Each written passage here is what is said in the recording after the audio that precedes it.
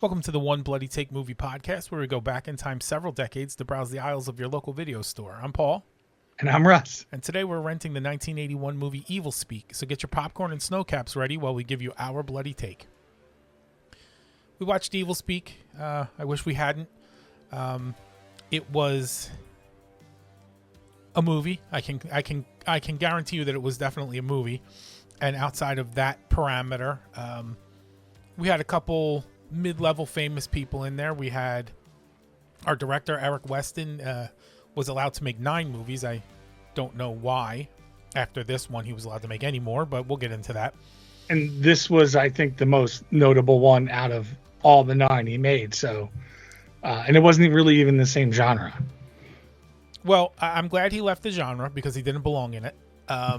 If this is the peak of his work, though, I don't understand Hollywood and how it works, or how it worked in the 80s anyway. Cocaine? Cocaine would have done wonders for this movie.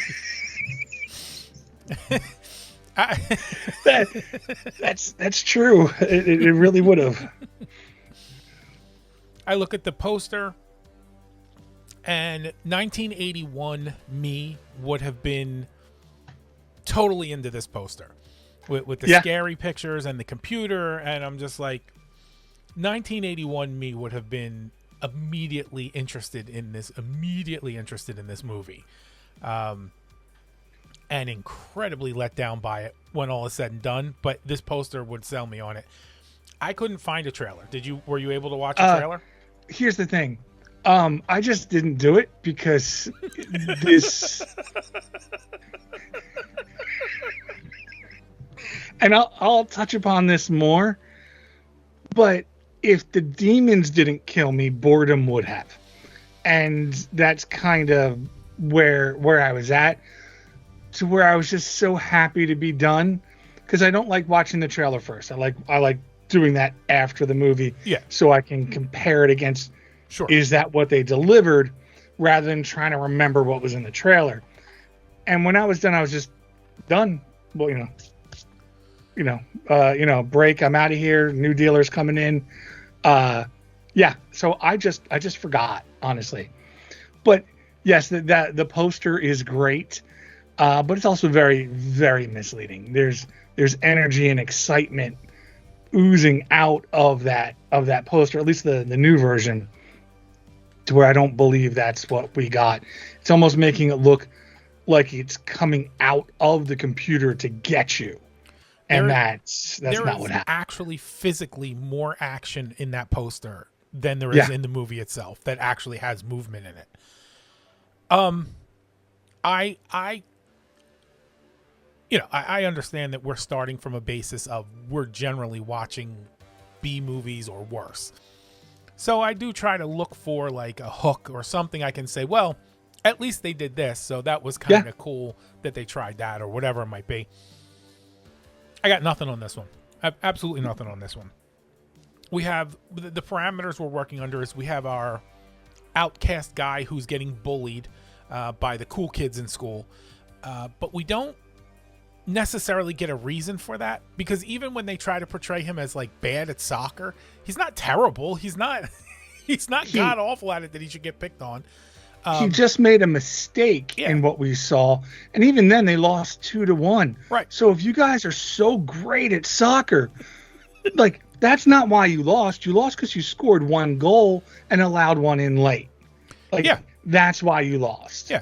It's like it's the Bill Buckner effect, but Bill Buckner's not why the Boston Red Sox lost. Right. He helped them lose. He's just but that ultimately didn't seal it. Right. Yeah. He was the straw that broke the camel's back, but there was a million other straws. So we don't ever portray him as being so incredibly so much of a loser that you're like, oh, everybody picks on him because he's just like, he's that dude. He wasn't. He was just kind of like a nervous, antisocial kind of, maybe in this day and age he would just be the autistic kid. But in the 80s they didn't do that. So they didn't do that part right. So once they didn't do that part right, the rest of it just seemed fucking ridiculous. Like, that's And even the the devices they used to get us to where they took us are ridiculous. Like, everyone's mad at him because he sucks at soccer. Right. Well, why is he playing soccer? Because here at this academy, it builds character. Playing sports, so everyone has to play. Right. Now, when they said that, like when they were saying that, so just to cut in for a sec, do you think they meant like everyone at the academy has to play soccer, or everyone on the soccer team has to get on the field? No, I took it as everyone at the academy has to play soccer. Okay. And I did a little breakdown on that. Just so. All right. There are 11 players that can be on the field for each team. Correct. So, any given 11 time, versus 11. Right. Yeah. Then I looked up what's the average size of a military academy.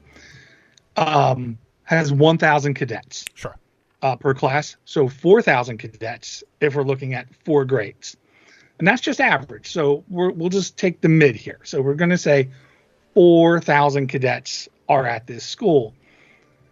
But let's just pretend that each team only consists of 500 kids. So we're cutting this number down just to show how insanely ridiculous this is. Right. You would have to sub out a kid every 2 minutes to ensure everyone gets to play.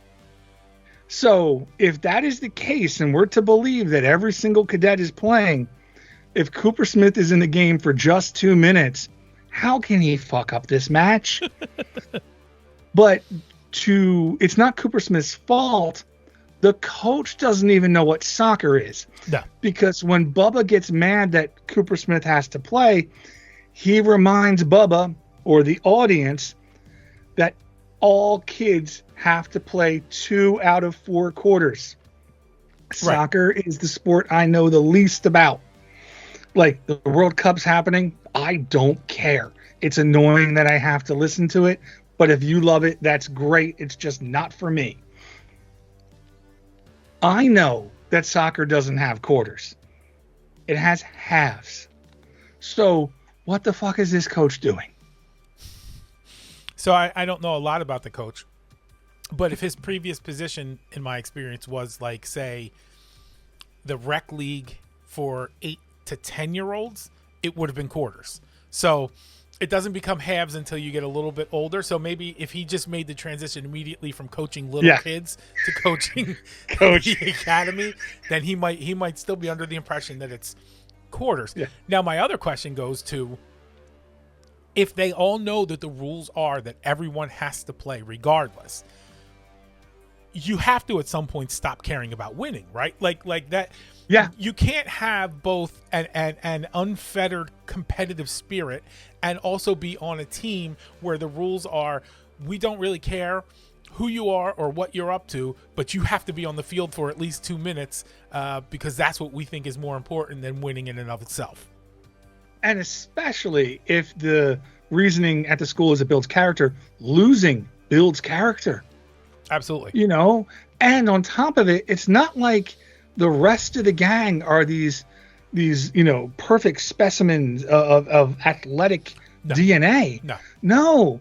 Like, I could be out there with them and you wouldn't blink.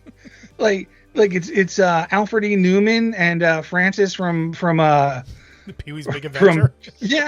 Like, these are not athletes. No. And we didn't see them do anything amazing. In fact, when Cooper Smith messes up, it's them where the breakdown of the defense goes, because then they go attack Cooper Smith. Mm-hmm. They gave up on the play. So, it's just like you kind of feel bad for him because he's just a punching bag, and all that he did wrong was have his parents die in an automobile accident. So that means he needs to be the target for all the bullies at school. He's got to be at the military academy beyond his own control because there's no, he's a ward of the state at this point, and that's what you do to send them to the academy. So far, we're 4.5 minutes into the movie, and they didn't get being the outcast right. They didn't get soccer right, and they will continue to not get things right throughout the rest of this movie. And they don't even know what soccer players wear. Kowalski's in jeans, and it's not like he's got a crutch and he's just there to support the team morally. He's not injured. No. So why is he in jeans? Maybe it was a chilly day at the academy. Did they run out of shorts? They had no budget and they realized they had another guy. I mean, if you're handing out soccer shorts to 4,000 people, somebody's bound not to get one. I assume that they didn't know he was going to be in the movie and he just walked on the set in those clothes. So they were just like, all right, stick around, I guess.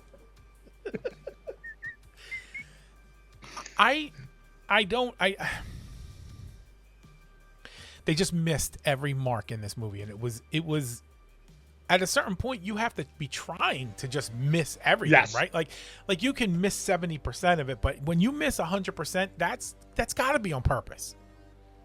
And with this movie, since I was away for the time that I was, I'd hoped to watch more, but this was the only one that I actually watched. Okay. I watched it once just to watch it.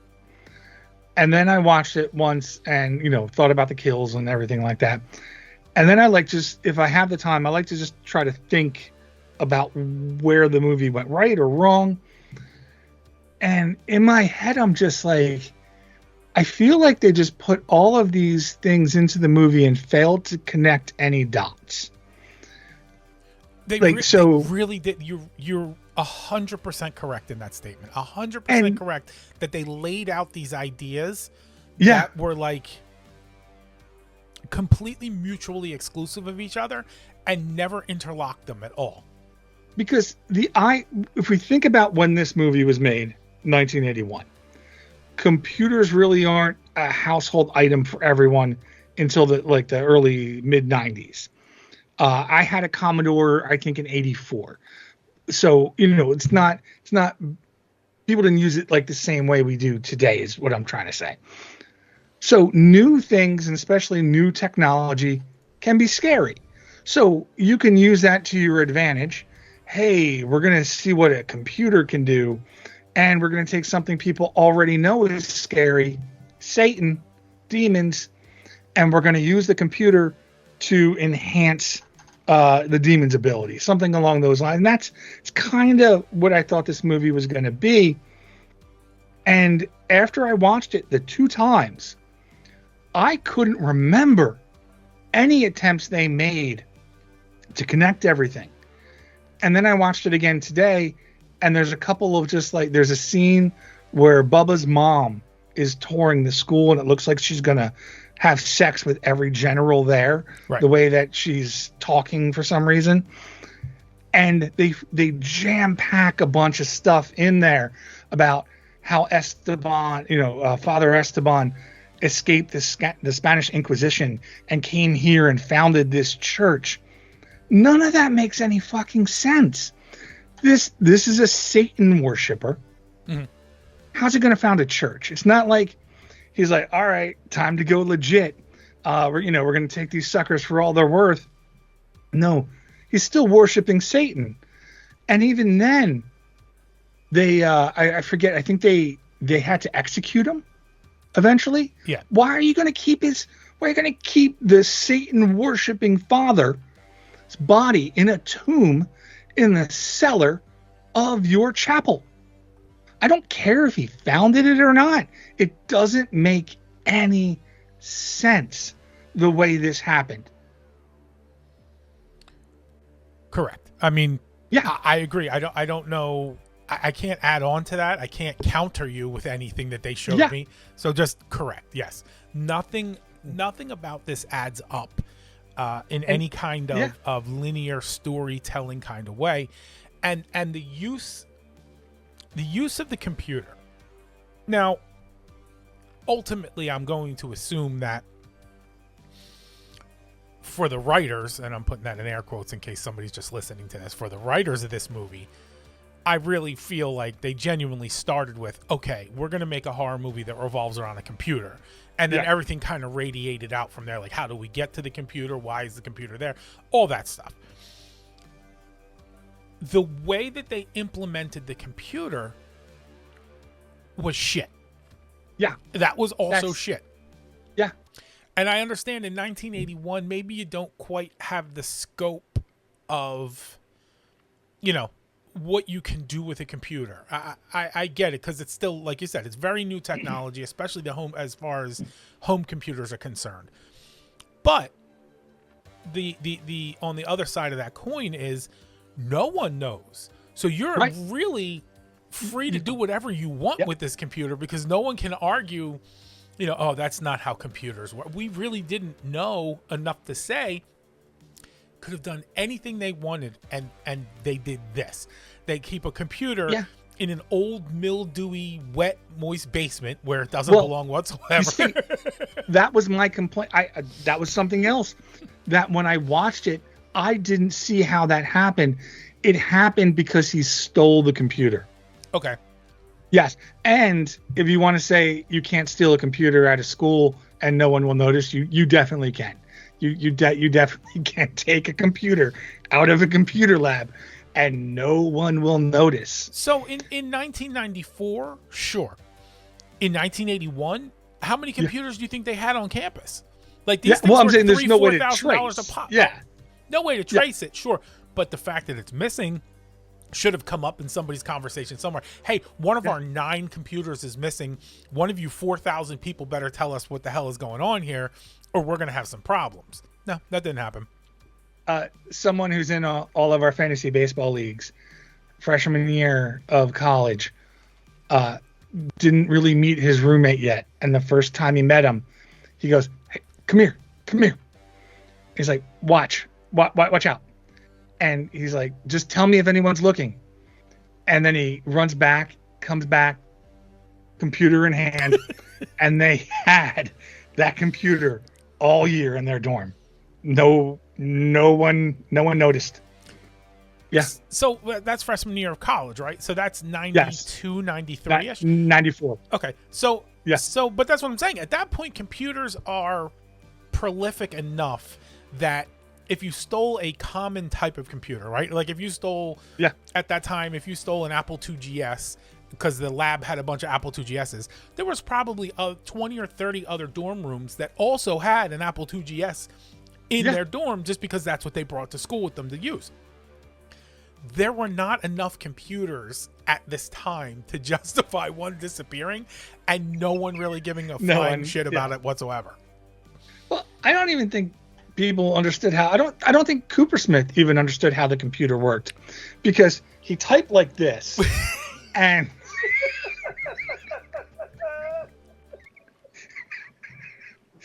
he certainly did.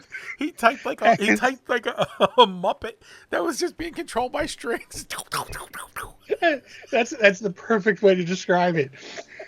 And then on top of it, when he's told he has to get off the computer, he's at a Catholic military academy or some religion, and he's got a bunch of satanic stuff up on the screen. Mm-hmm. So if you don't want anyone seeing it, what do? Oh, I just turn off the monitor.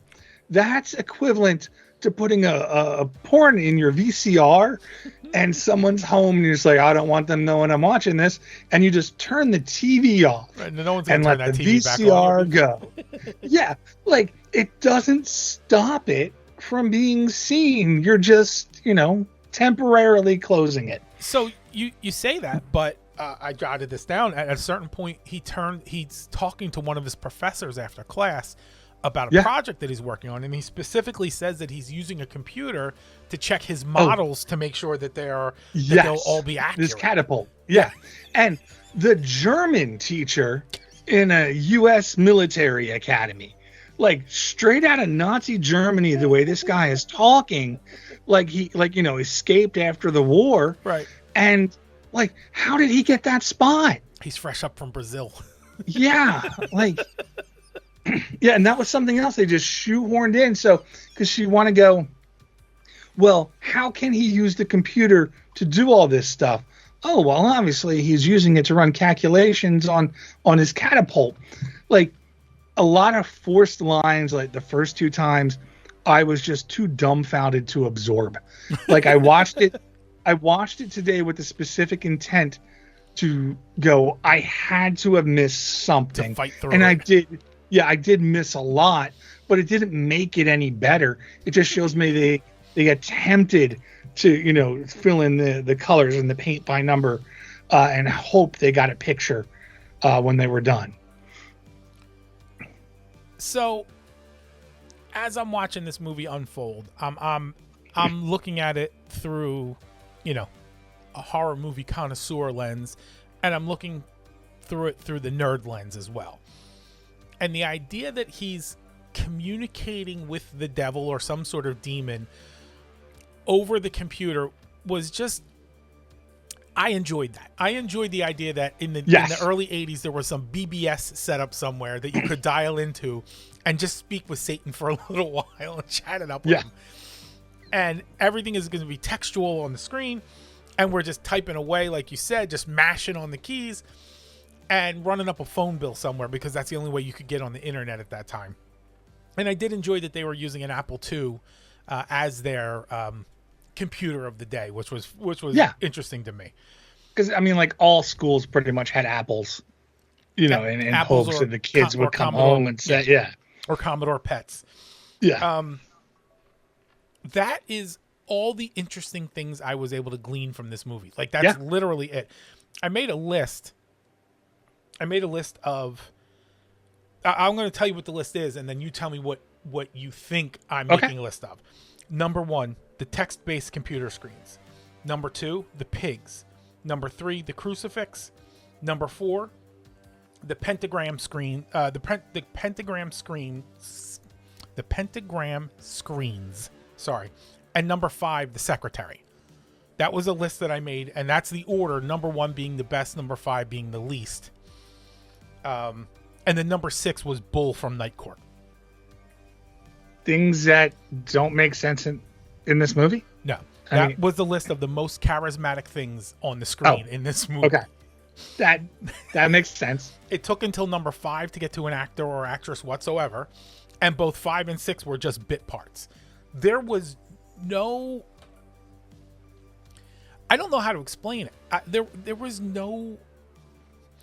nothing drawing me to the screen in this movie whatsoever. Like, I had even Clint Howard, who's an iffy actor at best, but he winds up in a lot of his brother's movies. He's got a big long list of movies that he's been in outside of those. Even, like, for example, him in The Wraith with his goofy I drink airplane fuel character that was kind of off kilter was an interesting enough character to pay attention to, even if you just thought it was a stupid character. There was not a single character in this movie that was, like, worth paying attention to, that was advancing the plot in any sort of way, that was just like, well, I just want to see how this guy makes out, whether good or bad. I'm just interested in this character and the way that this person is portraying this character. This movie was so flat. Yes. And I will say, I think it would have actually been worse without Clint Howard. I'm not going to argue that, because because that's where we're at least fits the role that they're going for. Yeah. But in the end of the day, you don't necessarily feel terrible for him. There are times where you can sympathize with his character, but at the same time, it's just everything else is so boring. It's like you just don't care. And all the bullies are the same person. Mm-hmm. Usually when they have a group of tormentors, they all act at least a little bit differently. Yeah. Like even the majorettes figured that out. Right. Everyone in the gang has to be a little bit different. So it's... Yeah, like everyone has a role. I didn't even know, other than Bubba, I don't know what their other names were other than what was on their name tag, because I don't think they ever said it. So we have people with several lines of dialogue that are never addressed by name. Or if they are, it's really quick and never done again. Yeah, and I'm with you.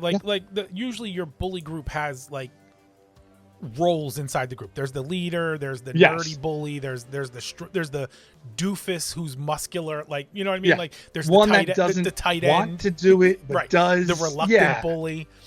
Yeah. It was just a bully. Like, it was a bully in different forms throughout the movie.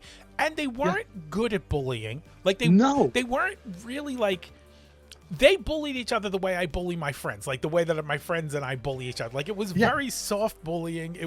And like, they didn't spend enough time bullying him on screen to make you feel bad for him. Like, you felt like, all right, this sucks for this kid, but he'll be fine. Like, you never felt like, oh geez, I understand why this guy is at his wit's end here. It's just like, they pushed him down. Oh geez. They pantsed him in front of the girl he liked. Right. Which they seemed really excited to take off his pants. You couldn't play for the March of Dimes, Cooper Smith. Like, that's not even, like, you should be upset with yourself. Yeah. Like, that's not a credible, No, it's not. It's not good. The bullying was poor form. The bullies needed to be bullied. Yes. Like, yeah. And there were. It's like if Milhouse was picking on you. At least there would be something interesting in Milhouse picking on you, because he's not the one who usually would. Like, if Cooper Smith was the bully, it would be a more interesting movie, because then you have the person who doesn't fit that role doing the bullying. I mean, we've watched movies where the bullies light the person on fire, and this was just like, like you said, you couldn't play for the March of Dimes. Like, okay, I mean, we I get it, you good. Look how you have no more skin and you hurt all the time. This is hilarious. These guys are just like, nice boots. Ooh, that's rough. Yeah, this movie sucked, and that's where we're at. We touched on it a little bit, but the computer aspect of this computer acted more like ChatGPT, where it's just like, hey, I'm looking to create a sacrifice here. Tell me what I need. Like, for all of this to work, one of two things has to happen. It has to already be a program that's in the computer, or the computer has to be possessed. Right. And while you could maybe point to that, I don't think a monk or a father who escaped the Spanish Inquisition knows how to properly navigate a computer to take possession of it. I don't think that's happening. So it's even when they tried to pull it off, it didn't make sense. And the computer, honestly, it's not even needed. Like, he's already in a Latin class, so that's suggesting to us that he can read some of the text or understand it. Sure. And he uses the computer to translate. I don't know if you can do that in 1981. You can do it in 2026. So I'm going to assume maybe there was some sort of program that translated Latin for you. That part you could do, yeah. Yeah. But with everything else where you can just ask it these questions and it spits back an answer, that's not going to happen this way. No. But it consistently did. And again, to my point earlier, that's okay in the context of this happening in 1981, because we don't have the parameters for what the computer can really do. Right. So if you want to buy into the idea that it can translate a book for you, okay, that's fine. Yeah. Like, I'm not going to argue that. But you're right. Again, the idea of a monk from the 1500s being able to understand the technology so well that he could infiltrate it and then utilize it to his best advantage. Put his name on the screen, have his picture up there. Like, yeah. In English, by the way. Yeah. And I would almost expect it to be backwards. If he's looking out through the, through the glass, he's going to see it how he wants to. You think he's scraping it into the screen and not typing? Yeah. There's something. Oh, yeah. I think they could have, to your point, where people don't understand what these computers are capable of. They just know they exist. Right. You could have just had some sort of computer that's possessed or whatever it is. We're just going to agree that it's evil. And he types in a command, electrocute, blah blah blah blah, and sends a signal, and that happens in a remote location, Okay. wherever that person is. That's something they could have explored too, I think, other than him just translating text, which is boring. Yeah, because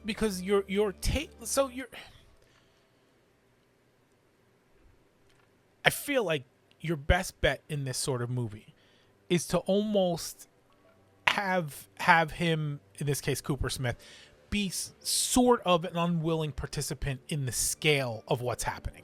Like, right. Yeah, he went out to go get revenge. He wanted to figure out revenge, and whatever is teaching him the revenge, or however he's learning the revenge, is on a much bigger scale than he comprehends. So you have the computer there, and it's possessed, and he's doing what he's doing, and the computer, through whatever type of manipulation, is convincing him to do more than like he planned to get out there and embarrass all of them somehow, and the computer is coaxing him into killing them, right? Yeah. Like that's something that's interesting. He's just translating a book that already exists into a language he can read.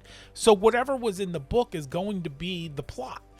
There's not like, there's no subtlety. There's no, the computer's taking over. It's just him doing this with a graphical interface. Like that's the only conceit that the computer is handing you. And when I saw this, I was done and I wasn't going back to check again. And I'm just like, I'll just ask Paul. When he wakes up, when the bullets had destroyed his catapult and unplugged his alarm, the book is under his pillow. I never saw him remove the book. Did he pick up the book and take it with him? Or did it just appear there? Because we do know that the book has the ability to appear and disappear. I think he took it, but it was okay. It was never made a point for him to, to see him taking it. Like it just happened as part of the interaction. Yes, because we saw him with a book. But because when he sees it, I'm like, I think he's checking for it, or is he just looking for things and sees it? Because I thought his reaction was underwhelming that all of a sudden there's a book under his pillow. But then I'm like, well, maybe he took it and I just didn't see him take it. No, they didn't. So that has to be what it is. They didn't make it a point to show it, but I don't think that. I think they made you. They were going in the direction of he took it with him, not it just appeared magically next to the computer again. Even though we do know that that's not impossible here. Right. On your list, you had mentioned the secretary. Yes. Yes. So here's the thing. A couple points with her. When Cooper Dick comes into the general's office, and the general or the whatever is lieutenant, it doesn't matter. The person that's in charge. He makes it a point to be like, leave those books out there. So which is ridiculous. It's not like the books can't be in there, but the secretary is turned with her legs crossed, basically putting her leg up to her upper thigh on display for Cooper Smith. Yes. And looking at him like, yeah, we should have sex. Yes. And then when Cooper Smith is getting the belt, she looks like she's becoming aroused. Yes. So here's the thing. It's Clint Howard. What? This is not the first time that we've discussed why do these women want to have sex with Clint Howard? Ice Cream Man. So here we are again. Okay. Now well, go ahead. No. I'm gonna listen. I was going to move on to another point with the secretary. Go ahead. Okay. I know what I like to do when I come home is anytime I feel the need to take a shower, I go all the way to my living room I sit in a chair. I take one article of clothing off at a time. I drop it on the floor, Seductively. except my underwear. Yeah. And then I go up the steps and I make it a point to have my left ass cheek hit the side of the left wall and then my right ass cheek hit the side of the right wall every other step. Yeah. No, that's what I do too. So I'm with you. Yes, because I'm not complaining. Because I will say I looked her up and I was like, oh, I hope she's in other movies, and she is not. She is not, shockingly. Yes. This scene is so jarringly out of place because the only person it's for is the viewer. Oh, yeah. Yeah. And it's not even just like it's a gratuitous shower scene. Every movement she makes from the time that scene starts until we move on to the gratuitous shower scene is just so out of place on how any human would take care of their business. Yeah, that's why she made my list as number 5 most charismatic thing on the screen. that didn't belong in this movie. As a character, she does not belong in this movie. Right? No. She is the only sexualized person in this movie. She's the overly sexualized. Super overly sexualized. Yeah. I understand. But at all sexualized. She's in this movie in a way that leads you to believe that, again, the writers were like, well, there have been quite a few movies released in the last few years, and there's usually tits somewhere in these horror movies. And so far, we have an all-male cast, so we need to resolve this in some manner. Is your daughter available for a few days of shooting so we don't have to pay her too much? Sure, come on in. No, so I'm always, when I watch a horror movie, especially these lower grade ones, you're always suspicious of the person who's acting way out of line compared to everyone else. Yes. Because that's usually a person who has something to do with the bad that's happening, right? Like right. Usually the person, like, I'm watching her act so far out of pocket, and I'm like, so she has something to do with the possession stuff. We're going to find out that, like, she was the one who procured the book, or she's got, right. She knows the computer's there and she's going to let him get something. And they didn't really do any of that. They just gave you her ass and her breasts and then moved on. Like, she was there as, like, somehow like the intermission for a movie that didn't have an intermission. Right. And like, then why do you take all your clothes off but not your underwear? Like, if you're already making a pile in your living room of all of your clothes, there's no one there to be like, hey, you're not wearing your underwear. You would take those off too. Why would you want to throw your underwear in a separate pile in the bathroom? Because if she took the underwear off downstairs, we couldn't get the cheeks on the wall scene up the steps. In an R-rated movie, we'd have to move up to an X-rated movie, and I don't think they were looking to do that. Yeah, you'd have to shoot at a upper angle, I guess. You're telling me when you get undressed before you get in the shower, you don't think to yourself, what if they're filming me right now and we only want to stick to the major releases and we can't go into the adult theaters? They are filming me, so so you get it. Yeah. But they also, when she comes home, she puts the book down on her desk. She pulls open the drawer, grabs a screwdriver, and she's trying to pry these jewels off of it. And the last time she tried, the pigs went crazy. And Cooper Smith was in there, and he kind of got attacked but made it out. And now she's trying it again, and the pigs are going crazy too. But then she just gives up, puts down the screwdriver, and when the screwdriver falls, it falls handle to the wall. And then later, when we see it again, I'm sorry, it was the opposite. It was handle away from the wall, and then it's handle to the wall when they show us the book disappear. So I don't know who wanted to go in, and I guess one of the pigs didn't like how messy the the desk was. I'm like, oh no, we don't want to transport the screwdriver too. I'm just gonna move it over here, and we're good to go. And the pigs in general as a concept, they don't really get into that much either. Just kind of like, hey, here's some pigs for you. And especially, we get, there's a pig mask in the cellar. There is a piggy bank on Miss Friedmeier's desk at her job. And there is a pig figurine on the table that she puts the book. So again, to what you were saying, you're expecting her to have something to do with this. We've already shown a pig mask. Now we're seeing a piggy bank. Now we're seeing a pig figurine. This is before she's dead.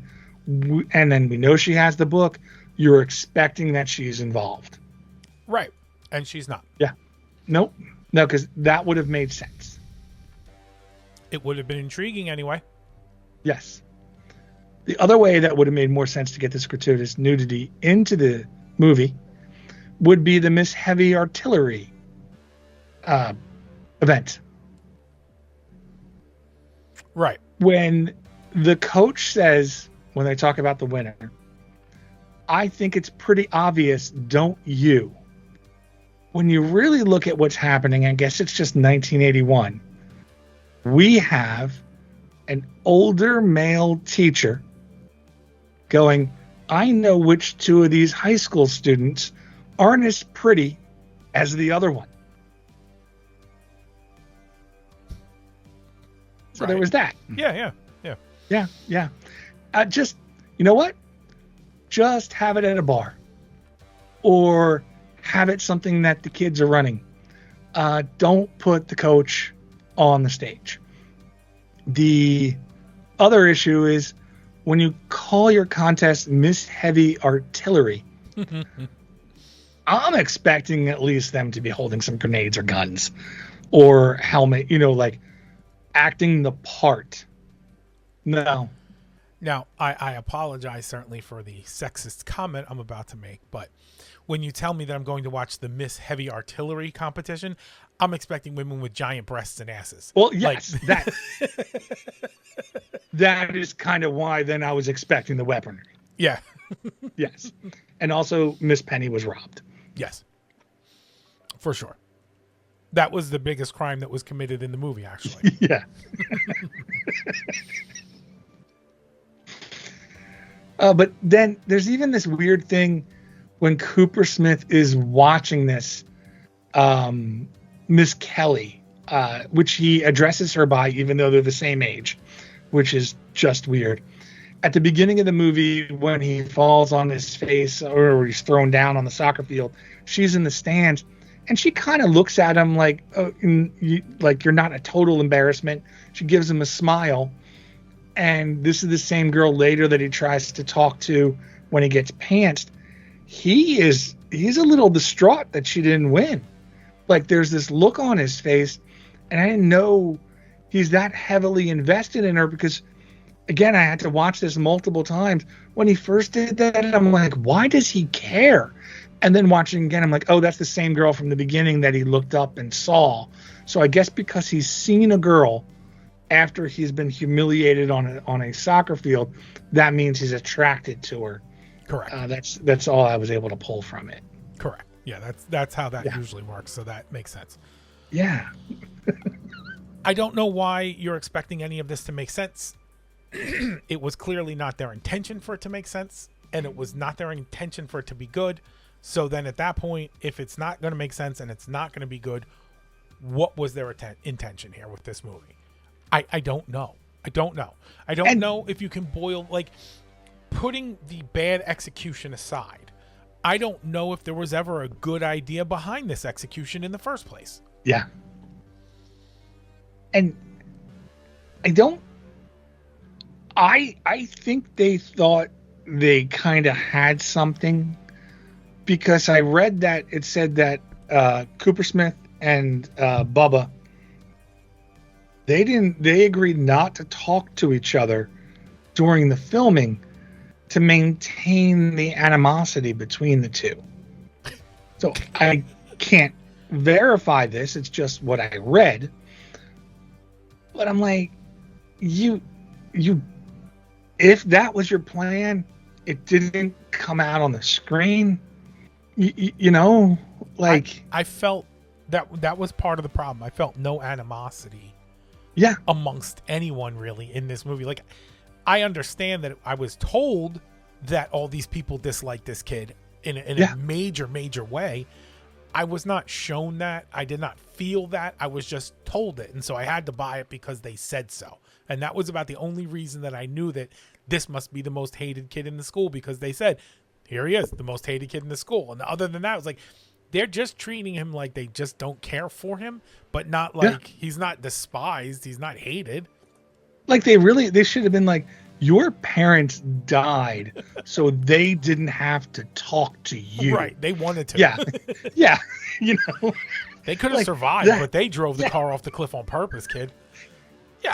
Paramedics said they were fine, and then they just kept going. They said no thanks. Yeah. I could have been so much more mean to this guy just with words than these people were with actions. Meatwad. Go ahead. It's a tragically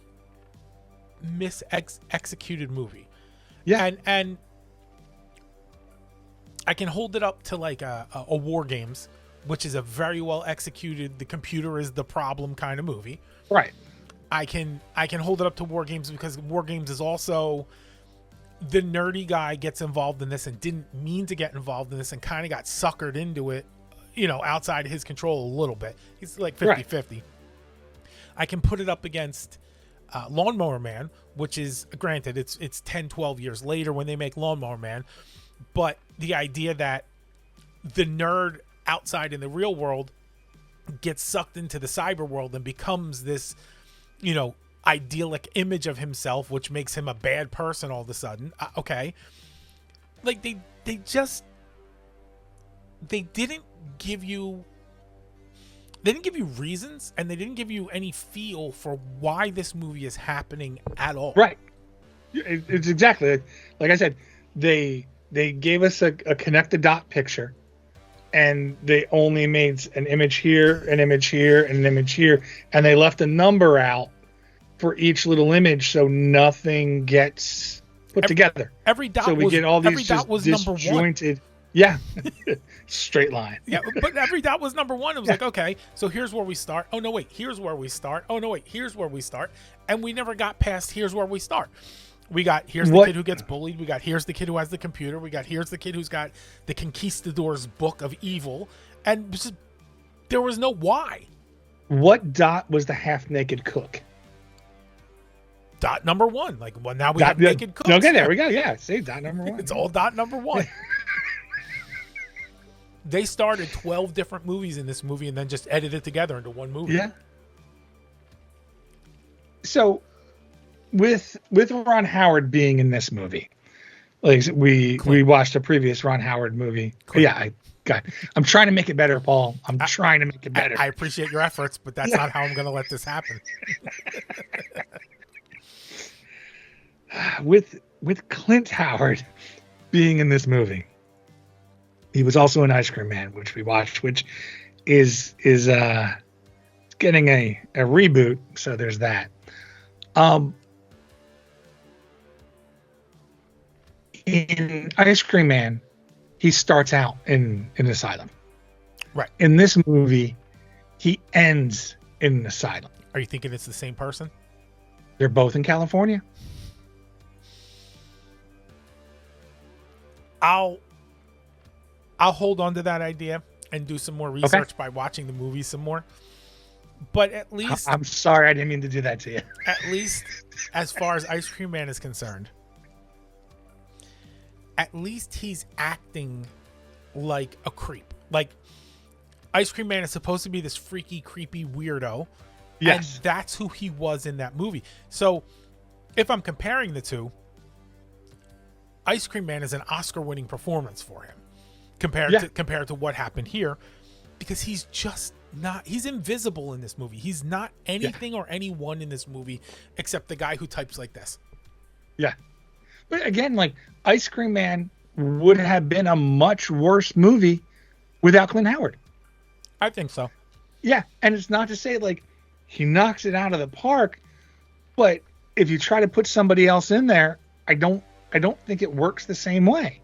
I think there's maybe one or two people who could do that. I think a Steve Buscemi could do that because he can give you that really creepy, just like creepy to the core kind of look. I think that like, but that's like one or two people and that's it. I think there's a role for Clint Howard in this movie. He's just not playing it, and I'm going to assume based on his other work that this is the director's fault and not his. But he's not playing the put upon guy. He's not playing the weirdo. He's just playing a guy. He's playing a C student, and we really need him to be an F student for this to make sense. Who's always in trouble, and I don't really understand what he does wrong. And even then, there's a scene where they like push him down in the hallway. They take his hat, and then one of the teachers or the whatever comes out, and the bullies are standing behind him, making all these faces, basically touching him. This guy's so stupid that he doesn't even know that's happening, and still just yelling at Cooper Smith. Yep. Like so, it's like this whole academy went out of their way just to be a dick to him for no reason. The only person that's nice to him is the cook. Yeah. And Kowalski, I guess. But that relationship really isn't touched upon. Yeah. I want there to be a redemption in this movie, a reason to send you back to this movie. But I can't even tell you, just to push this whole conversation forward, I can't even tell you the special effects were all that good. The computer special effects in the context of it being 1981 were pretty decent. I'll give them that. Outside of that, all the way around. I thought the pig scene was pretty good, and I believe some of that was edited because it was too gory. So there's that. And some of the head blows I thought were pretty good, but it wasn't consistent. So there's that. And then that's fair. The other problem that we have is this is Clint Howard. So typically when movies show their main the character get possessed, they take on a different appearance. This is still just Clint Howard. Yeah, but that's okay because of how he looks to begin with. Yes. All they did was kind of put his hair up a little. And like, so, because I'm watching this, I'm like, no, that's just still Clint. His hair is just a little messy. I like the idea that the makeup department was tasked with making him look uglier, and so all they did was just foof up his hair. Yeah. We're gonna take away his bangs, and that's all we need to do. Yeah. Let's get rid of the bowl cut and see what that's actually an improvement. And go with it. We got more hairspray. We'll do something with it. Don't worry. Yeah. And he'll be horrendous looking. It won't be like that Rick Moranis in Ghostbusters where he becomes the Keymaster.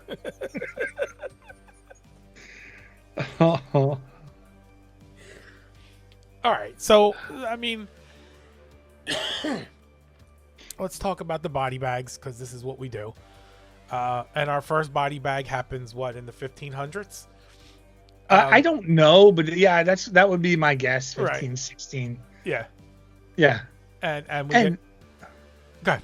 No, go ahead. I was jumping ahead. We get a decapitation out of this one, and it's fine. It exists. It happens.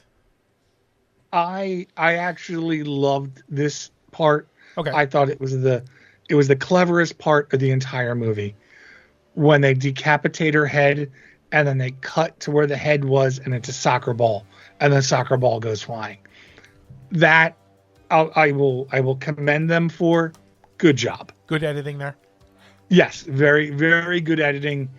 Um, it's in the grand scheme of things, I would want it to continue to improve, but like I think that was the most thought they put into this that we got out of the way right away. I think they did that in Hostel 2 also. I wonder if that was more than just a coincidence that was a very similar the head becomes a soccer ball at the end sort of scene. And it's so obvious that they're decapitating a mannequin. Oh yeah, like it's not even close. And I always take into consideration two things when we see those things: what was their budget, and when was it made. Of course. So in this case, it's 1981. Okay, I will give that a pass because no one is making these movies with the understanding that one day we're just going to be able to pause it on any split second we want. Right. So if it looks good enough to pass, then okay, yeah. So not a complaint, but it's just something that I find funny. So then we move on to Sarge. Well, Coop's in the cellar, feeding his dog, I guess. Yeah. And then he's flipping through the library that's in the cellar, obviously, because that's where you keep books when you want them to stay not mildewy, I suppose. And he makes some noise. Sarge comes over to look into the noise, and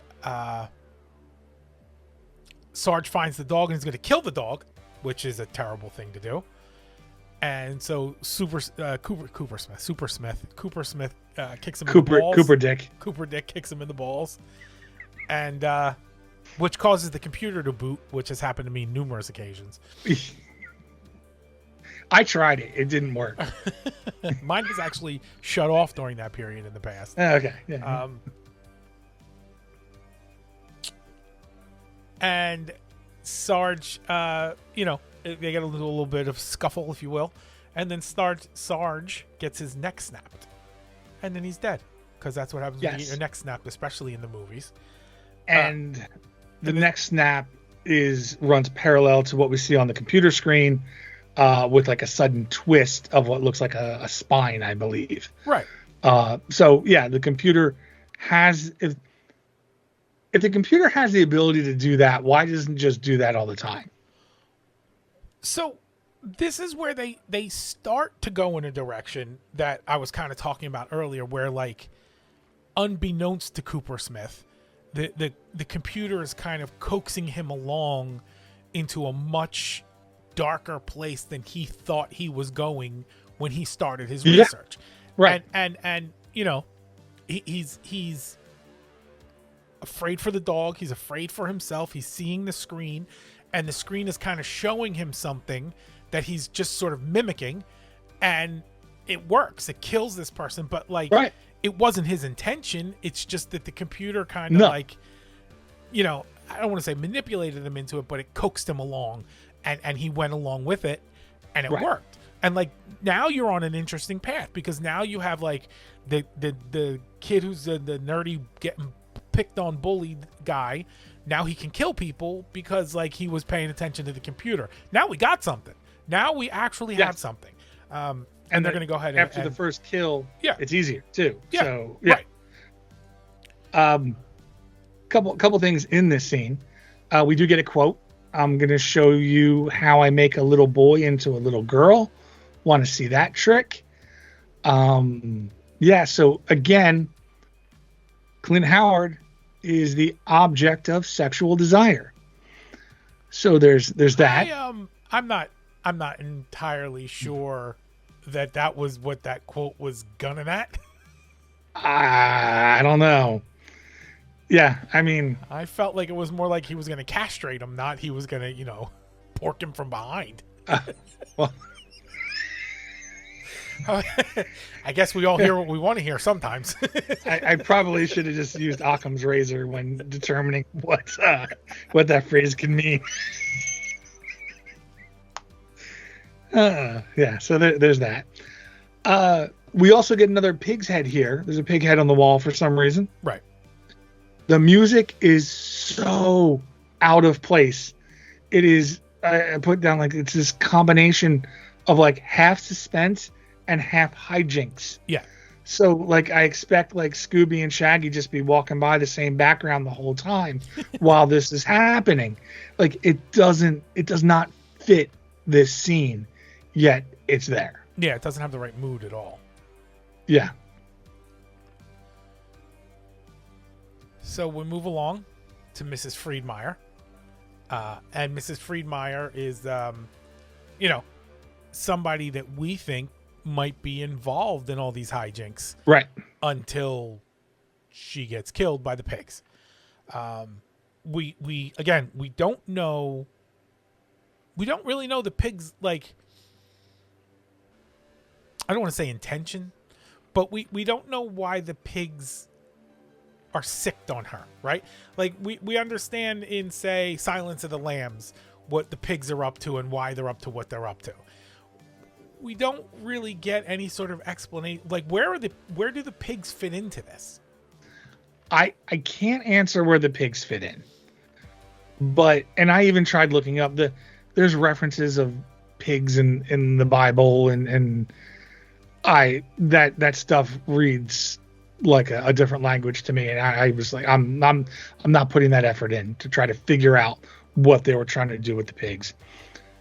But right now, I believe the pigs are acting as the protector of the book. But okay. I don't know why the book needs protection, unless whoever owns the book has to die in order for the book to then transfer hands again on its own. Because if the book wants to be with Coopersmith, then it can just go to, teleport to a Waffle House anytime it wants. But the book stays with Mrs. Friedmeier. The other confusing part, because she's trying to take that emblem off that has the jewels. Yeah. That's what gets the pigs going. She tried it while at work. She tried it at home. This time the pigs broke out because I guess she continued. Well, maybe she did it too long, but she cuts herself on while using the screwdriver to pry it. Mm-hmm. So I'm expecting the blood to hit the book. Like, why cut yourself if that blood is not important? Right. Like, now they make mention of blood needed, but the blood doesn't come into contact with the book itself. So why do we have this scene? I'm trying to figure it out myself, and I got nothing. And I'm not super motivated into figuring out why. I just know it's weird because they're kind of like, they're not a main character in this movie, but they're clearly important. They kill Miss Friedmeier, so we should kind of understand their motivation a little bit, and we don't learn anything about them at all. No, there's never a clear understanding. They're unleashed again later, mm-hmm. When Coopersmith turns, but and it's not even like, were they at the beginning of the movie on the beach? I don't think so, but I'm not. I couldn't say for sure. Yeah. I don't know. Just usually, and like when movies are bad, there's at least a way to find some enjoyment out of it. Right. And like 99% of this movie is unenjoyable. In a very painful, dry way. Like it's not just unenjoyable because it's not a good movie. Yeah. It's unenjoyable because it's like it's so flat. It's so flat. Yeah.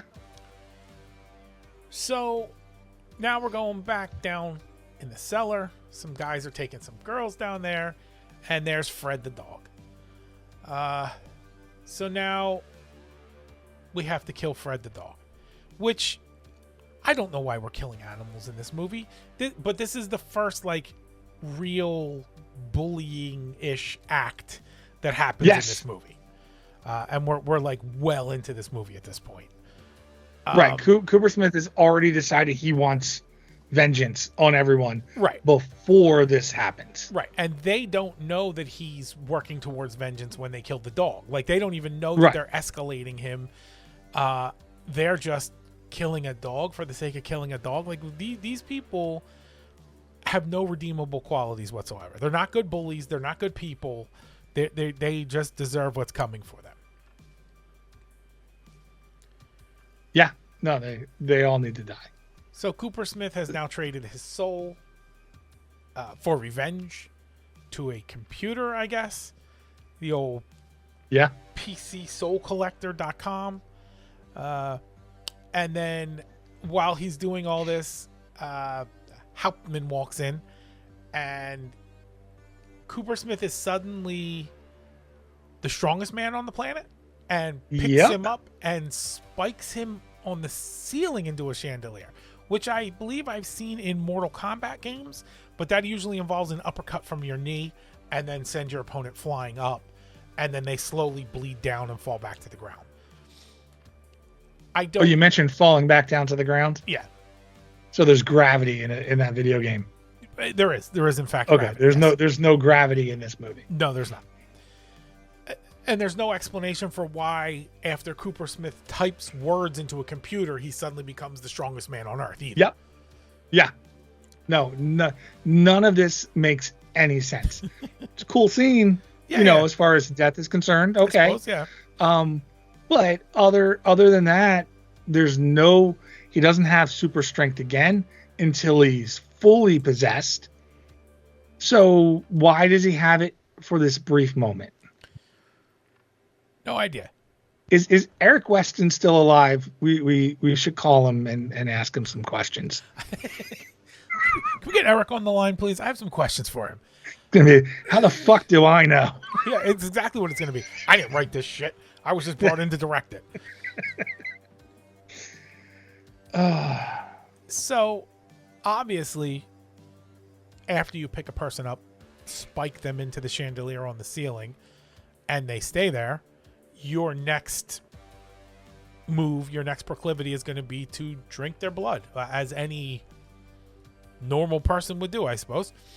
Well, yeah, I mean, that's why you threw him up there to begin with. So he gets a little chalice, a little cup. He gets some blood. He's drinking it, and he's calling out for Satan. And we don't get Satan, but we do get Esteban. Esteban's tomb opens up because, again, like you said at the beginning, we keep Esteban's body in the basement of this church. Yep. For no describable reason whatsoever. Yeah. Cooper Smith morphs into Father Esteban. I guess, is that a fair way to say that? Sort of. It's almost like, I feel like it happens for a moment because he even becomes like that pig demon creature for a moment. Right. But it's almost, I feel as if like Esteban is like tethered to him or has his hand up the puppet's ass. It's something along those lines. Yeah. It's like a Cooper Smith, and then suddenly it's like an Esteban deep fake. Yeah. And Reverend Jameson is given a sermon. Then Jesus comes alive, and there's like there's a lot happening in this scene that I guess I'm supposed to go along with. And this, right, once we get to this point, we have 5 deaths before Reverend Jameson, and Hauptmann just died. So we could even go back a little bit further and say, once Hauptmann dies, that is a 5th body bag, and one's a dog. Right. All of the other deaths come all at once. So much, yeah. If you have a boring movie, maybe you spread these out a little. Or do them all at the beginning and then make me hang in there to see if it happens. Yeah. Like a rush happens again. So I didn't even time it, but I know we're like halfway into the movie before we've even accumulated like more than 3 human deaths. So speaking of deaths, now Jesus comes back to life. Yes. And the arms start moving and the nails, he starts sliding his hands through the nails and the blood is dripping, and Reverend Jameson notices and then kind of backs away from the statue in a very calm manner for someone who's watching a statue come to life and bleed. And then Jesus kind of shoots one of the nails out of his arm, like a very Spider-Man-y kind of thing there, and puts a nail into the Reverend Jameson's forehead. And that's the end of Reverend Jameson. When Jesus was coming alive, I was almost thinking that someone was about to say, when Ray, when someone asks you if you are a god, you say yes. Yeah, you say yes. Okay, now turn around. All right, now turn back and around. I've chosen the the form of my destructor. So now, I mean, somehow they made it more perplexing by bringing Jesus into this, because you would think that if Jesus was coming to life, that we would now be having like sort of a good versus evil battle, but instead Jesus kills the priest. So Jesus kills the priest. Like Jesus could have been there to kind of stop Esteban from advancing, and instead Jesus takes out a priest. I feel like that's just Esteban fucking with them. Okay, that's fair. Like, oh, this is the guy you worship. Well, he's gonna kill you. It was never Jesus in the first place. Yeah, I gotcha. So everybody's taken off because of what they just saw, which makes a lot of sense if you think about it. And then there's an explosion, and here comes Cooper Smith. Now he's a phoenix. Now he's a phoenix rising up from the flames, and then there's a fire by the door, like we're at a Great White concert, and one of the cadets catches fire, and he dies. Nobody gets out. Burns alive. And I still don't know where they're headed with all this. Yeah. So Cooper Smith is advancing on everyone. This is all just one solid rush, right? Cooper Smith is still advancing. Colonel Kincaid drops down kind of like to beg him to save his life. And now Cooper Smith brings out that sword that he's had the entire movie and slashes Colonel's head with the sword. And I think this death was done very well. I thought this looked great. But the thing with the sword is, when I first watched this, I'm like, did they even mention the sword before? Like, no. It's like, oh no, they used it at the beginning, and I think they show it to us one other time. But I feel like the sword is just as important as the book. So yeah, I think the two of them should have been discovered together, and he should have been trying to figure out what the sword has to do with the book. Just something instead of just, oh, and by the way, here's the sword. It goes right along with the pigs. Yeah. And yeah, I agree with you. If this death had been the trailer, I would have been interested in the movie.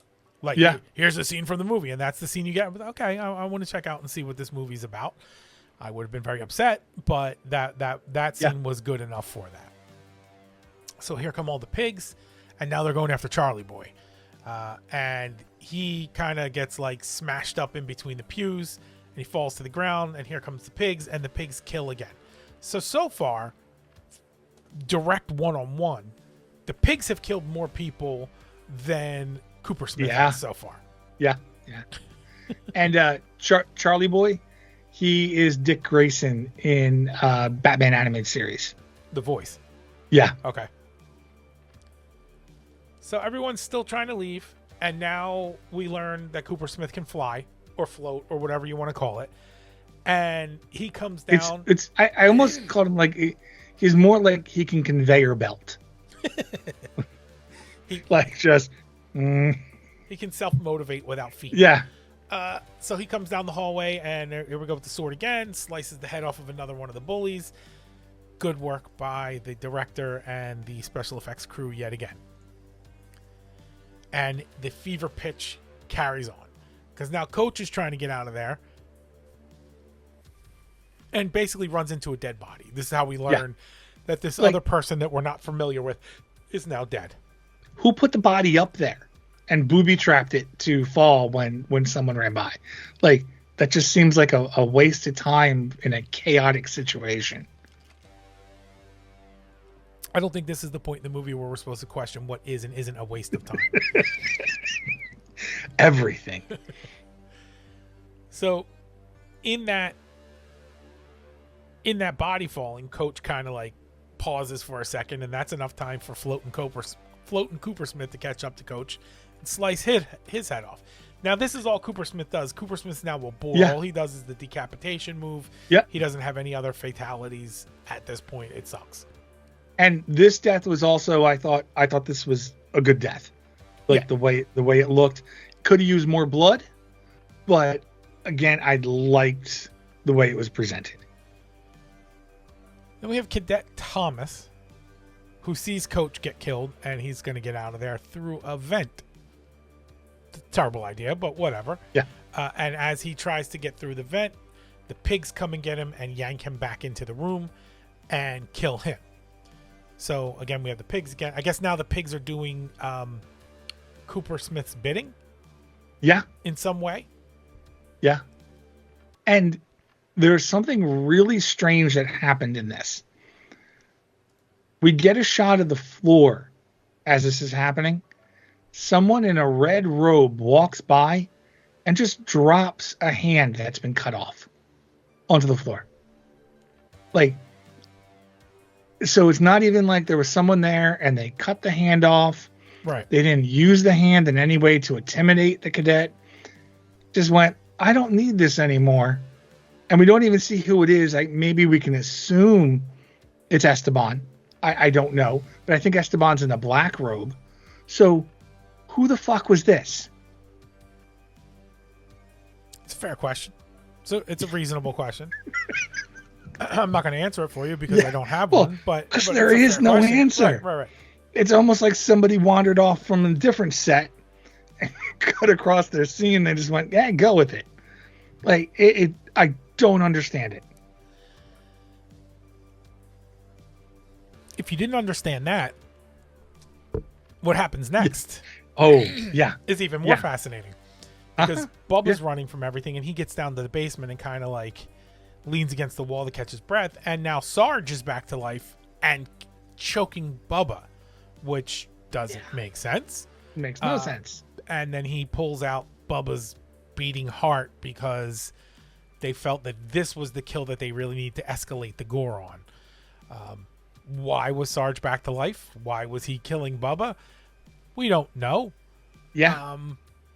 We're not given any indication that maybe that's like Cooper Smith or Esteban possessing Sarge's body or controlling Sarge's body in some manner. We just get Sarge killing Bubba. Yeah. Sure. Let's do it. And we don't even get him like waking up in the cellar and coming up, so there's no indication any time that his body has moved or twitched. Right. No one else has ever come back from the dead in this movie other than Esteban, but like he's set it up that way essentially. Yeah. So now this is a different movie. This is a power that hasn't been used or explained in the entire movie with different abilities on how corpses act. This entire sprint to the end is a different movie. With all of the powers that this guy now has because he logged into his computer and everything else that's happening, none of it adds up to the first 45 minutes that they tortured us with. And if Bubba is like the main bully, and him and Clint Howard wouldn't talk to each other on set to maintain the animosity. So this is a real, like a Dr. J. Larry Bird face-off Sure. here. Yeah. I remember when Dr. J pulled Larry Bird's heart out in the court. Well, I'm saying like rivals. Yeah. Like you are both, the best at what you do and the way you do it. Right. Cooper Smith needs to be the one to kill Bubba. Oh, yeah. And not only... Got to look him in the eye and do it, too. Yes. Yeah. And really, it would have been great if right before, like Bubba's pleading for his life, right before Cooper Smith kills him, Cooper Smith snaps out of it for a moment, and it's him.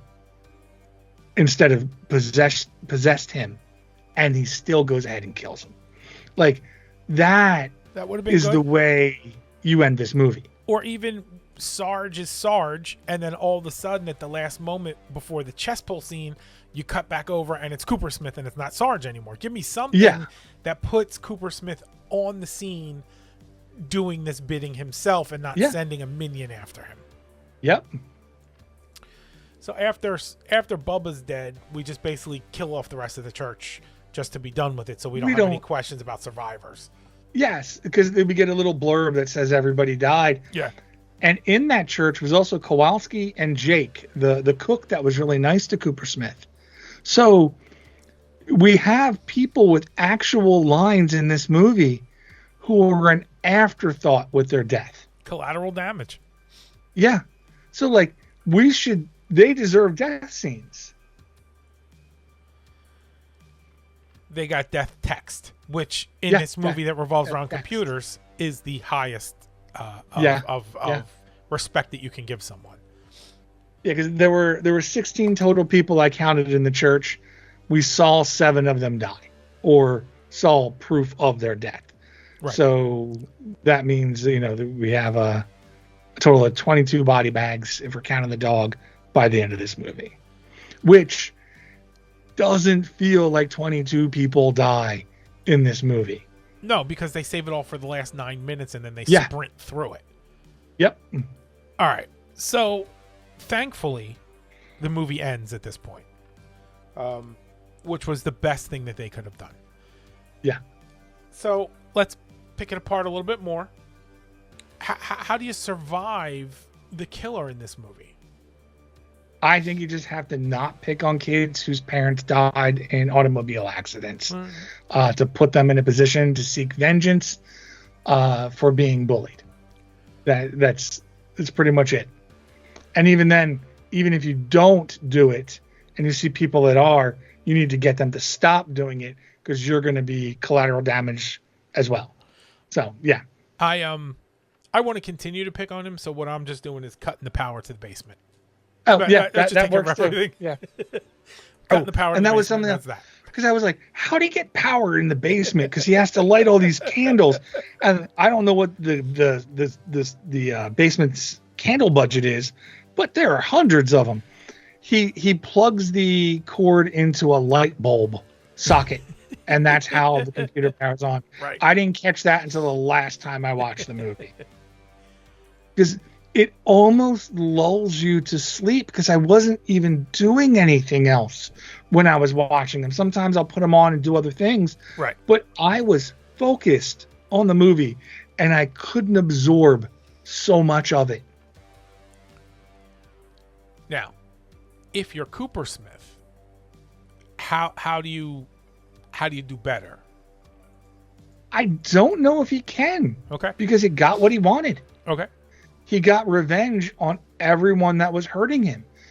The only thing I think he could have done is maybe warn people he liked not to go to church that day. But at the same time, I don't think he understood what was going to happen. Okay. In that way. Okay. I think it was sort of like, well, if I do this, I'll just be able to kill, the guys that are causing me problems.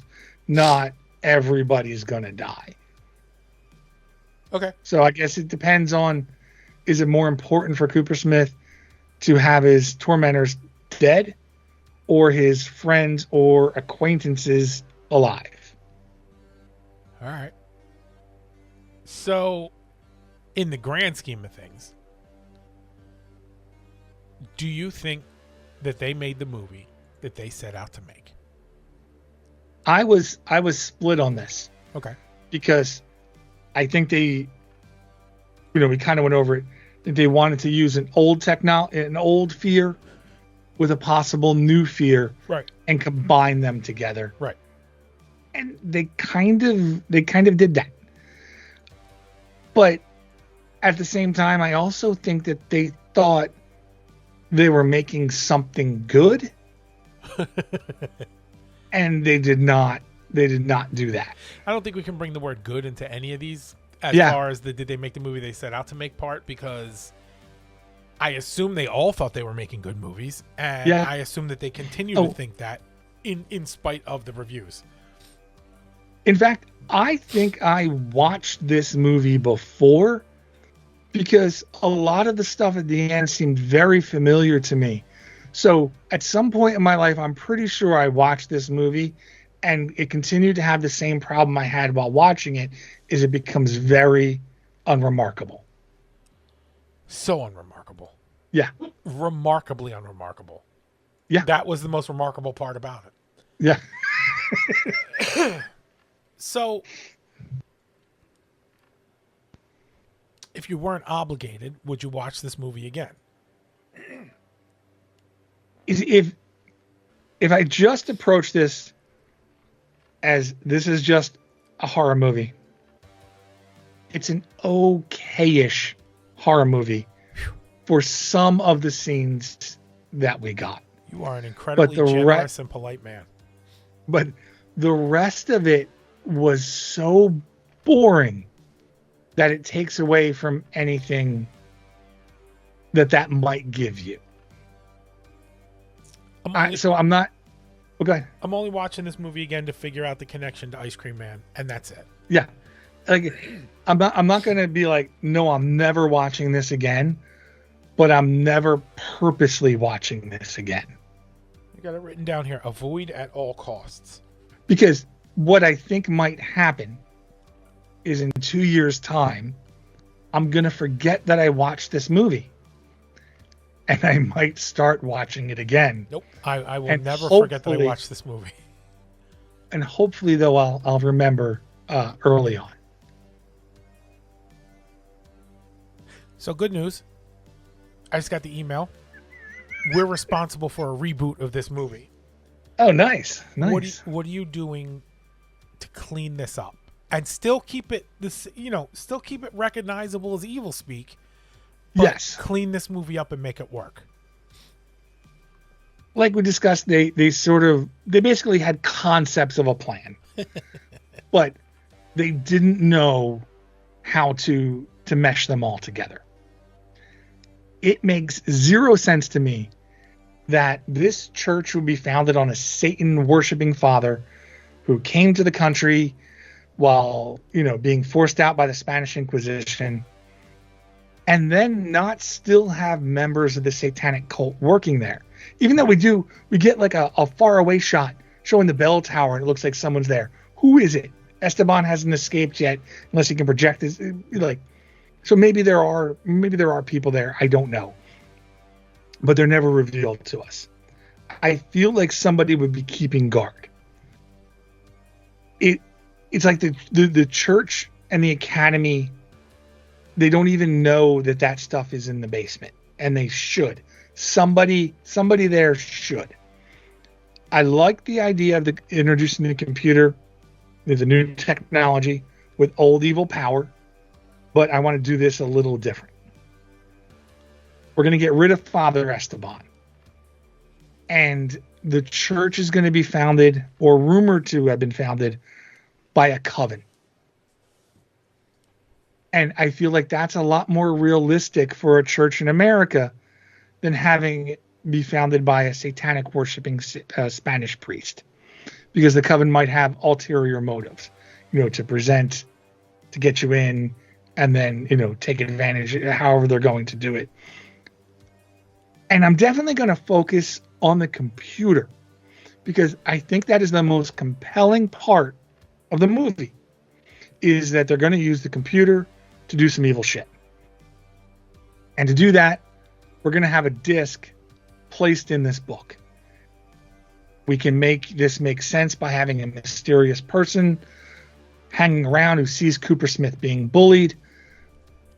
We see them place it in the book and plant the book somewhere where he's going to find it.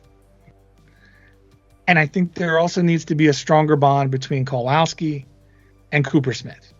He needs to have some sort of sidekick or friend advising him along the way. So we can kind of get a feel that Cooper Smith isn't a bad kid.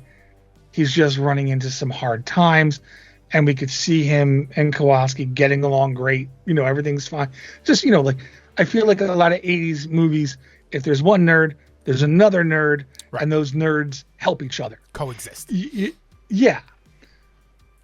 And things are going to go, down the shitter when Kowalski warns him not to do something.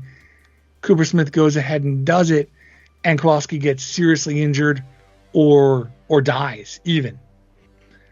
And that's what pushes Cooper Smith over the edge. Like now he's lost his friend. He doesn't have that support. The bullies are worse, and he's just nothing left to lose. He's going to go ape shit. And I definitely want to get rid of the whole soccer thing. We don't need a reason to pick on him. He's just begging to be picked on by merely existing. So he doesn't have to be bad at soccer to do that. Okay. I see it. I like it. Here's where I'm going with this. I'm keeping Esteban. I'm losing the whole religious aspect of this entirely, though. But here's what I'm doing. We're starting out the movie, and we're seeing, I don't know, some sort of battle, war. I got to work that part out. I'm not totally sure on the details there. But we see a person get unceremoniously slaughtered, whether it be through a tribunal or just he gets sneak attacked by his own people, whatever it is. We see this person get unceremoniously slaughtered and their body just left for dead in this location. That's it. Later on, centuries later, or whatever it is, this is where this academy has been built, and this is where Cooper Smith winds up. And he's the nerd of all nerds, and he's getting picked on relentlessly for being this nerd. Part of the project that he's responsible for with the school, they're like, you're here for free because your parents are dead, so you have to do some janitorial type stuff, but nerdy janitorial stuff. And one of the things he has to do is work out the network for the computers on campus. So as he's running the wire and whatnot, it's going through where we earlier saw this person get unceremoniously slaughtered. It's not like we don't see a body there or anything like that, but this is just clearly this was the same area. So the wires are going through there. And this is how we pick up the possession of the computer. So now the computer, this is why the computer is possessed, because these lines are going through essentially an unmarked gravesite. We get a whole bunch of him getting picked on. We get a whole bunch of the computer sort of, he's looking into, ways to get revenge, but he's looking at like anarchist cookbook level stuff, like fill a bag with acetylene and pop rocks and make it blow up as you throw it off, that type of stuff. But the computer is kind of like we said, like pushing him to like drop an anvil as the guy walks out the door and crush his skull. That would be fun. Yeah. At the end of the movie, we kind of get a flashback again to seeing that person get slaughtered, and they look just like Cooper Smith. Like they were Cooper Smith's lineage, helping him get his revenge the whole time. And now Cooper's like that's our connection. That's what blends everything together. Is this person who came there was originally like his ancestor, and his ancestor didn't like seeing what they were seeing, and they're trying to help him get his revenge in a much darker way than he realized. And then when Cooper Smith finally realizes all the evil that he's unleashed, he just offs himself. And then that's how the movie goes. This movie is going to be darker because he's not in control of any of this. And then when he finally gets control, the only thing he can control is his own life, and he ends his own life. And so ultimately the bullies win because now he's dead. Right. But we have a whole interlocking story there beforehand that keeps Esteban, but gets rid of the weird religious connotations of Esteban's existence, which I fully agree with you. Like, it's a weird concept. Like, hey, fresh off the Inquisitions, here's Esteban. He's going to build us a church, but also he's a Satanist, and that's not good. And that was a weird conceit from the jump. So I'm getting rid of that. But I'm keeping the reasons why Cooper Smith is on the computer in the first place, what he's trying to accomplish. But he's in broad daylight doing this. He's not in some secret hovel. Right. He's in the lab going, he doesn't know yet. Yeah. Right. Methods of revenge, methods of scaring people that you don't want to bother you anymore. And the computer is injecting these much darker options in there when it should just be, stick a bucket of water over the door, and when they open it, it'll spill on them, and they'll go away. And that's the movie I want to see, and I want those deaths. We're going to get into like Saw territory where these deaths are very magnified and bloody and dark. and they space out throughout the movie. The movie's an hour and a half, and there's 6 deaths, but there's like one every 15 minutes and not 43 of them in the last 9 minutes. And the whole rest of the movie is just a guy typing like he's fucking smashing keyboards and just replacing like every internet troll just. Yeah, exactly. But still typing everything without a spelling error whatsoever. Yeah, because I looked, he was just hitting the same keys. Not once did he hit the back key, Yeah. though. Not one backspace. I especially like the part where Cooper Smith dies, because that means no sequel, where this movie suggested a sequel. It did. It said he was coming back, and then, it ends with his face now as the graphic. As the digital, in the computer. Yeah. So this way, I didn't even think of that before. It just means no more. It's done. It's over. Evil is no longer speaking. Right. It is over. Evil spoke, and it's spoke enough. Yeah, but I mean, do you ever think maybe Satan is real? Demons are real, but they're not as bad as they're painted out to be, and they just get enjoyment by having terribly shitty movies made and people watching them. Like, that's their end game. That's really how evil is the evilest. Is, they've made a movie, and people are gonna watch it and then hate themselves for watching it, and then hate themselves for having watched it. Yeah. So the evil, the real evil, is upset that it's not as evil as humans portray it to be. Like, they're more hijinksy, they're more Loki than they are the devil. Yes. And so they keep making these shitty movies to get you to this, do you see how stupid this is? But instead, people keep watching them and enjoying them, much to their frustration. Yeah, I think maybe that's as bad as evil is. This is their torture. The torture that they live in is that they keep trying to show people that they're not really that bad, but people keep going, oh man, this is terrible the way that these people are. This is terrible. No, you don't get it. You're just supposed to not like the movie, right? And then our powers grow stronger to make more shit movies. We're just up to hijinks. Yeah. We've never killed anyone. Yeah. Oh my God. That's the movie. That's the whole movie right there. Is the evil directors, like the directors that are possessed, are like, and we'll make it so that they can see how dumb the idea of overreaching evil is. And then people are like, I love this overreaching evil movie. Like, fuck.